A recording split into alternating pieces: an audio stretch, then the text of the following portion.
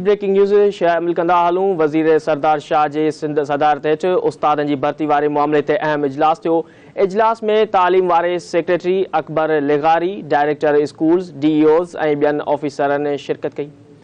ख़बर के हवाले से नाज़रीन अवां आगाह कंदा हलूं या ब्रेकिंग न्यूज़ एक बार अवां सां शेयर कंदा हलूं। कराची का सूबाई वज़ीर सरदार शाह जी सदारत हेठ उस्तादनि जी भर्ती वारे मामले ते अहम इजलास थियो आहे। इजलास में तालीम वारे सेक्रेटरी अकबर लिगारी, डायरेक्टर स्कूल्स, DEOs ऐं ॿियनि ऑफिसरनि शिरकत कई आहे।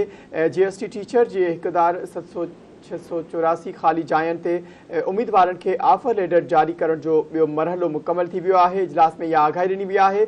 ख़बर के हवाले से नाज़रीन अवां खे आगाह कंदा हलूं। हिकु बार ॿीहर वधीक ॿुधाईंदा हलूं त PST उस्तादनि जी 40,167 भर्तियुनि लाइ 35,153 उम्मीदवारनि खे ऑफर लेटर जारी कया विया आहिनि। ब्रीफिंग में इहो चयो वियो आहे उस्तादनि जी मुक़ररी वारे मामले ते शिकायतुनि ते DEOs ते सख़्त कावड़ जो इज़हार पिणु कयो वियो। ख़बर के हवाले से नाज़रीन अवां खे हिकु ॿीहर आगाह कंदा हलूं या ब्रेकिंग न्यूज़ अवां सां शेयर कंदा हलूं। तालीम वारे सूबाई वज़ीर सरदार शाह जी सदारत हेठ इजलास थियो आहे।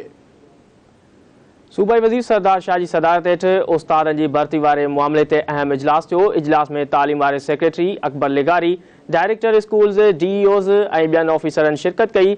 GST टीचर जी 17,684 खाली जायुनि ते 15,885 उम्मीदवारनि खे ऑफर लेटर जारी करण जो मरहलो मुकमल थी वियो आहे। PST उस्तादनि जी 40,167 भर्तियुनि लाइ 35,153 उम्मीदवारनि खे ऑफर लेटर जारी कया विया आहिनि। इहो ब्रीफिंग में चयो वियो आहे। उन खां अलावा उस्तादनि जी मुक़ररी वारे मामले ते शिकायतुनि ते DEOs ते सख़्त कावड़ जो इज़हार कयो वियो। जिते उस्तादनि जी खोट आहे उते उस्तादनि जी मुक़ररी पहिरीं तरजीह हुअणु घुरिजे, इहो चवणु आहे सैयद सरदार अली शाह जो। सैयद सरदार शाह वधीक चयो त उस्तादनि जी खोट सबबि को बि स्कूल ख़ाली न रहणु घुरिजे। भर्तियुनि जे मामले में लापरवाही कंदड़नि ख़िलाफ़ कार्रवाई कई वेंदी।